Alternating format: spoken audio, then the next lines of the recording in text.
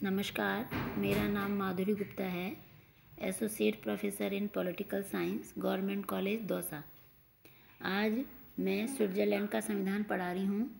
मैंने इससे पहले ब्रिटिश संविधान और अमेरिका का संविधान पढ़ा दिया है और आज हम स्विट्ज़रलैंड के संविधान का अध्ययन करेंगे।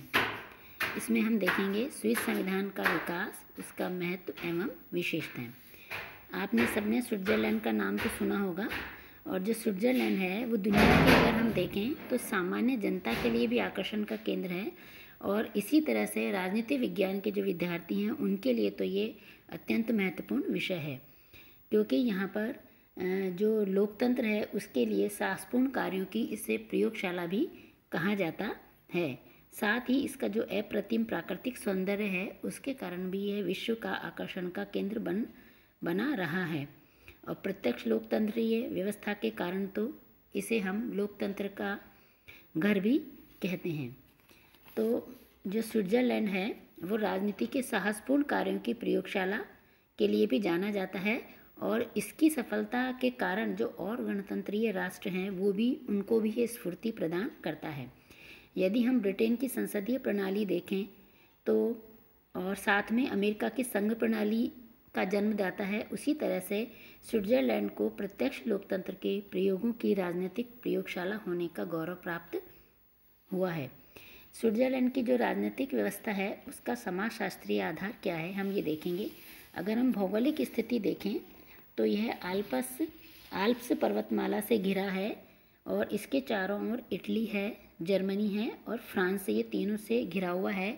अगर हम इसकी कृषि योग्य भूमि देखें तो वो केवल 35% है, और यहाँ पे बहुत अधिक खाने और इस तरह की नहीं है, और व्यवसाय के लिए यहाँ पर बहुत अधिक अवसर भी नहीं है। अगर हम आर्थिक स्थिति देखें तो यहाँ पर खनिज पदार्थों का अभाव है, तेल व कच्चे माल की भी कमी है।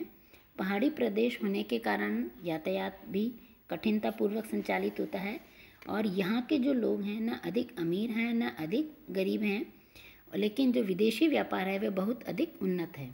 और साथ ही हमें पता है कि जो स्विट्ज़रलैंड है वो पर्यटन के लिए मशहूर है, इसलिए पर्यटन व्यापार उनके जीवन का प्रमुख आर्थिक आधार है।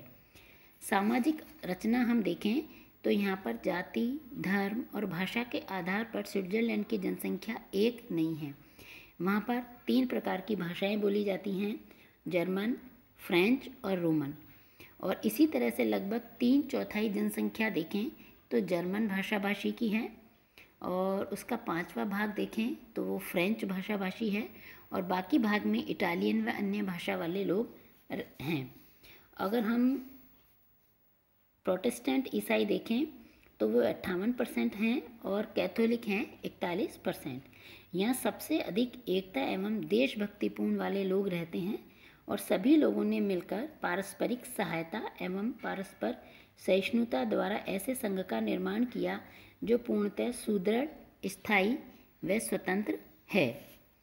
अब आगे है स्विस संविधान एवं राजनीतिक विचारधाराएं। पहला है लोकतंत्रीय विचारधारा। राजनीतिक शक्ति का केंद्र यहाँ जनता है। यहाँ पर लोकमत संग्रह व आरंभक जैसी विधियाँ विद्यमान हैं। इसका अर्थ है कि वहाँ पर जो जनता है उसके पास में महत्वपूर्ण शक्तियाँ विद्यमान है।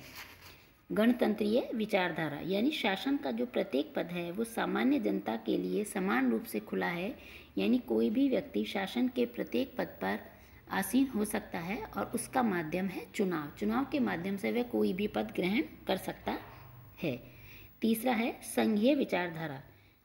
यहाँ पर संविधान है वो द्वैत शासन की स्थापना करता है, अर्थात एक तो केंद्रीय शासन है और दूसरा जो वहाँ के कैंटन हैं उनके लिए अलग संविधान की व्यवस्था है।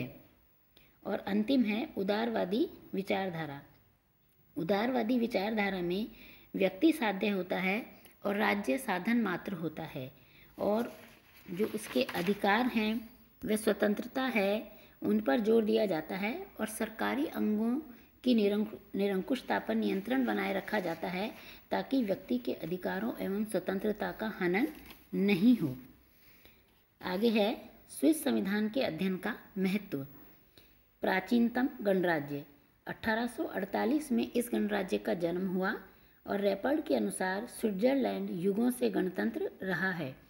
गणतंत्रीय शासन विधान का इसे हम जन्म स्थान कह सकते हैं। प्रत्यक्ष लोकतंत्र, यहाँ प्रारंभिक सभाओं, लोक निर्णय, आरंभक जैसी प्रत्यक्ष लोकतंत्र की नवीन जो उद्गम स्थल इसको कहा जाता है। और इसका जब हम विस्तार से वर्णन हम पढ़ेंगे, इसका जो प्रत्यक्ष लोकतंत्र के जो साधन हैं उसके रूप में हम विस्तार से अध्ययन आगे चलकर करेंगे। तीसरा है अनूठी कार्यपालिका। यहाँ संसदीय और अध्यक्षीय दोनों प्रकार की कार्यपालिकाओं का मिश्रण पाया जाता है, यानी कुछ गुण तो संसदीय प्रणाली के विद्यमान हैं और कुछ अध्यक्षीय प्रणाली के विद्यमान हैं। स्थायी तटस्थता, इसने अपनी तटस्थता को दो विश्व युद्धों के बीच में कायम रखा और 1920 में इस तटस्थता को राष्ट्रसंघ ने भी मान्यता प्रदान की थी। अब हम पढ़ेंगे स्विस संविधान की विशेषताएं। जो नया संविधान है वो 1 जनवरी 2000 से नया संविधान लागू हो गया और उसकी निम्न विशेषताएं हैं। पहला है निर्मित व लिखित संविधान। इस संविधान में 196 अनुच्छेद हैं और 4 अध्याय तथा 1 प्रस्तावना है। यह देखें तो हम ये अमेरिकी संविधान से तो बड़ा है, लेकिन भारतीय संविधान से छोटा है। संघ व कैंटनों के बीच शक्तियों का स्पष्ट वर्णन किया गया है। आगे है कठोर संविधान। जैसा कि हमने पहले पढ़ा था कि अमेरिका का संविधान भी कठोर संविधान है, उसी तरह से स्विट्जरलैंड का संविधान भी कठोर संविधान है। और कठोर संविधान का अर्थ है कि इस संविधान को सरलता से संशोधित नहीं किया जा सकता है। इसे संशोधित करने के लिए विशिष्ट प्रक्रिया अपनाई जाती है। संविधान में संशोधन का प्रस्ताव संसद के दोनों सदनों द्वारा पास होना चाहिए और उसके बाद उसका समर्थन मतदाताओं तथा कैंटनों के बहुमत से होना चाहिए। पर यह अगर हम इसकी संविधान की कठोरता की बात करें, अगर अमेरिका संविधान और स्विट्जरलैंड के संविधान का कंपैरिजन करें तो यह अमेरिकी संविधान से कम कठोर है। तीसरा है संघात्मक शासन प्रणाली। स्विस संघ व्यवस्था अमेरिकी संघ व्यवस्था की अपेक्षा